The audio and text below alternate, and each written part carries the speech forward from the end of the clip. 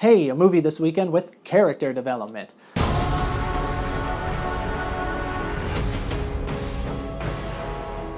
Valerian and The City of a Thousand Planets was directed by Luc Besson, starring Dane DeHaan and Cara Delevingne. So Valerian and Laureline, played by Dane DeHaan and Cara Delevingne, are special operatives for the Minister of Defense.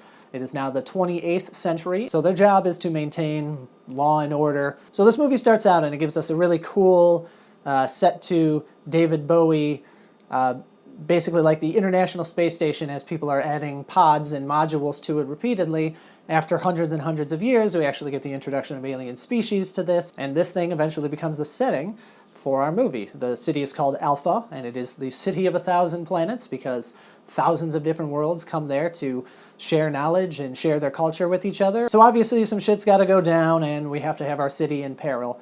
Now, what I really like about what this movie did, and Luc Besson, this is very a Fifth Element movie. I do like the way this movie is totally very much like that movie. You get introduced to a lot of crazy aliens and crazy worlds and things in this movie, and you buy it all immediately. Although the tone is very upbeat and fun like The Fifth Element, you know, these things are supposed to be taken very seriously like we are in the 28th century, so you do get a lot of imaginative fulfillment with this movie while you're watching it. You spend a lot of time looking at other corners of the screen just because you don't want to miss all the crazy things that are happening. So our special operatives are also in love with each other. They've obviously been working together for a long time. It's really no mystery. It's kind of a point of plot and fun throughout the movie, so you have to buy that right away. Usually you kind of get that reveal at the end, which is one of the down parts about this movie, is the mystery, the so-called mystery that you are following in this movie isn't really a mystery at all. You're kind of just waiting for the events to happen that need to happen to bring the mystery to light for all the characters that haven't figured it out yet. But the ride to get there was just a ton of fun. These two kids actually have a pretty good amount of chemistry together, I think, and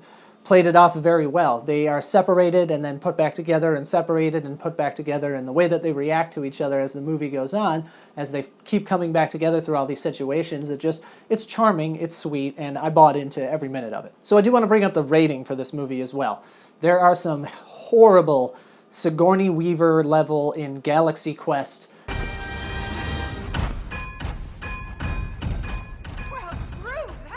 ADR in this movie, where a swear word or a word like "but" is recorded over, or kind of the audio is faded out in the movie, and it seems silly to me. Obviously, this movie was filmed and made in a very, once again, like The Fifth Element kind of tone. It should have been rated R. Studio gets a hold of this movie and goes, well, it's all bright and colorful, and kids will love it. We want kids. Kids, look at the Marvel movies. We want kids to go see this stuff. And the tone of this movie is very adult. I mean, we go from bleeping out a swear word to pole dancing within like 15 minutes of each other. So, you know, PG-13 R, who cares? You know, if you think that your child can handle this movie, take them to see the movie, and just don't give me terrible ADR where you say the word shit and we put the word shoot over it, and it's so blatantly obvious it just made me laugh. So when the world really works here, since you spend the first 5-6 minutes of the movie kind of building to how we got to this point, once again, once you're diving into all these things, you buy a lot of this stuff immediately. There's a really cool sequence where you are in a place that is in another dimension, so you're walking around like a big open field, but you're actually in the biggest mall in the entire world. It's like Mall of America times like the fucking universe. There's a lot of weird physics going on, but because they spend the time to explain it, and I don't think it's really childlike either, it's easy for you to follow along on these like crazy technological adventures. So when what they do with our characters, as well as we're being taken through the scenes in the movie, even though a scene may not seem related to another scene, everything does have to do with,